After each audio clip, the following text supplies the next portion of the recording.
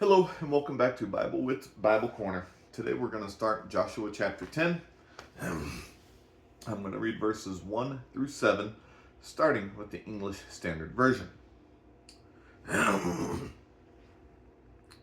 As soon as Adoni-zedek, king of Jerusalem, heard how Joshua had captured Ai and had devoted it to destruction, doing to Ai and its king as he had done to Jericho and its king, and how the inhabitants of Gibeon had made peace with Israel and were among them, he feared greatly, because Gibeon was a great city, like one of the royal cities, and because it was greater than Ai, and all its men were warriors.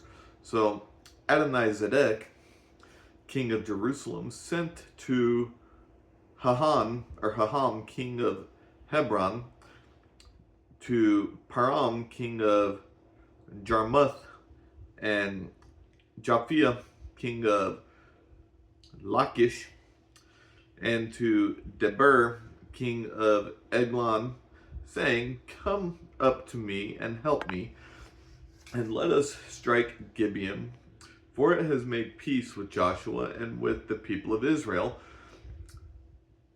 Then the 5 kings of the Amorites and the kings of Jerusalem and the king of Hebron, the king of Jarmuth and the king of Lachish, and the king of Eglon gathered their forces, went up with all of their armies, and encamped against Gibeon and made war against it.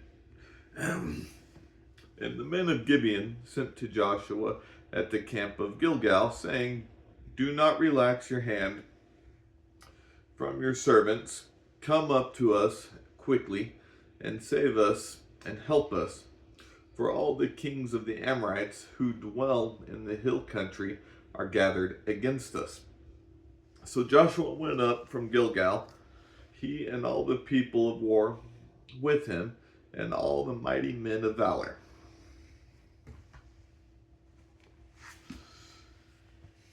New Century Version. At this time, Adoni-zedek, king of Jerusalem, heard that Joshua had defeated Ai and completely destroyed it, and as he had also done to Jericho and its king. The king also learned that the Gibeonites had made a peace agreement with Israel and that they lived nearby. Adoni-zedek and his people were very afraid because of this. Gibeon was not a little town like Ai. It was a large city, as big as a city that had a king, and all of its men were good fighters. So Adoni-zedek, king of Jerusalem, sent a message to Hoham, king of Hebron, Piram, king of Jarmuth, Japhia, king of Lachish, and Debir, king of Eglon. He begged them, "Come with me and help me attack Gibeon, which has made a peace agreement with Joshua and the Israelites." Then these 5 Amorite kings, the kings of Jerusalem, Hebron, Jarmuth, Lachish, and Eglon, gathered their armies and went to Gibeon, surrounded it and attacked it. The Gibeonites sent a message to Joshua in his camp at Gilgal. "Don't let us, your servants, be destroyed. Come quickly and help us.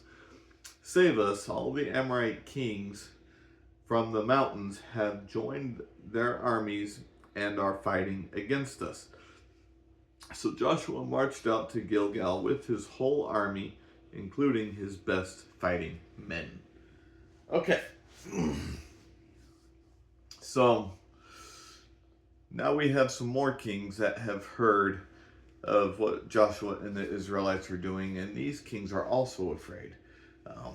Part of that fear, no one wants to die, especially at the hands of a sword or a bow and arrow or what have you. No one wants to die. They want to live. So that's part of their fear. The other part of their fear is seeing a foreign people come in and completely take over. Now, this is all something that God had set for Israel to do. So no matter what, Israel's going to do it. Now, what this king in Jerusalem does is he gets 4 other kings to get with him, because he is sitting here thinking, hey, we got strength in numbers. Let's get all of our forces together to see if we can scare the Israelites and the Gibeonites and drive them away. Now, we're going to see how that turns out in the next few readings. But the deal here,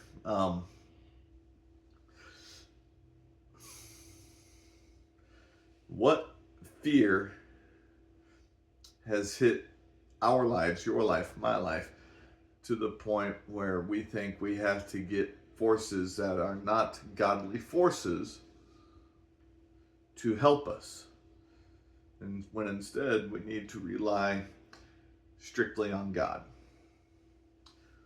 So I apologize if this did not make sense, but I do hope you find encouragement in it, and I hope you have a wonderful, God-centered day. Bye.